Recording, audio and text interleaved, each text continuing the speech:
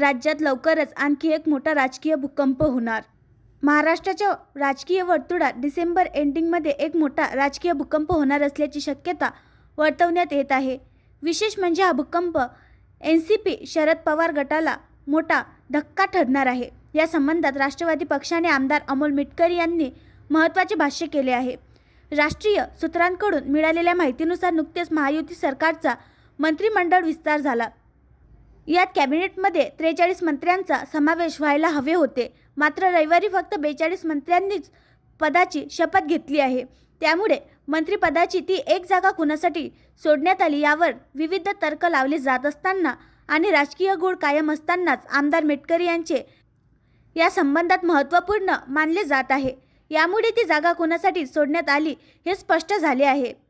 महायुती सरकारात ती एक जागा नेमकी कोणासाठी सोडण्यात आली आणि राष्ट्रवादी काँग्रेस अजित पवार गटाचे वरिष्ठ नेते छगन भुजबळ हे नाराज आहेत किंवा नाही याबाबत ही विधान परिषद सदस्य मिटकरी यांनी भाष्य केले आहे. त्यांचे हे भाष्य शरद पवार पक्षासाठी मोठा धक्का राहणार हे मात्र निश्चित झाले आहे.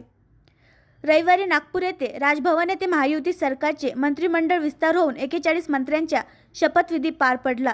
येथूनच नागपूर हिवाळी अधिवेशनाची सुरुवात दरम्यान आमदार मिटकरी यांना माध्यम प्रतिनिधी छगन भुजबळ यांना मंत्रिपद न दिल्याने संदर्भात प्रश्न विचारतात ते म्हणाले की नाराजी कसली आहे हे माहीत नाही.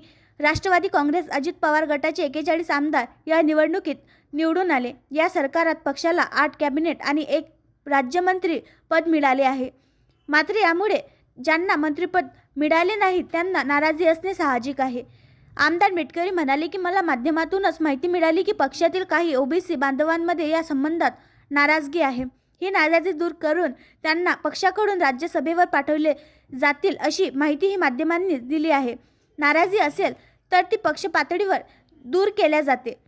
फक्त राष्ट्रवादी काँग्रेसमध्येच नव्हे तर भाजप आणि शिवसेना एकनाथ शिंदे पक्षामध्ये अनेक नेते आहेत ज्यांना मंत्रिपद मिळाले नाही.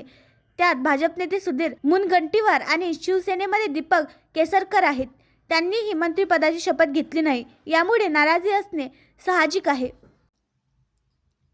आणखी नवीन व्हिडिओ पाहण्यासाठी आमच्या देशमुख एक्सप्रेस न्यूज चॅनलला सबस्क्राईब करा, लाईक करा आणि शेअर करा.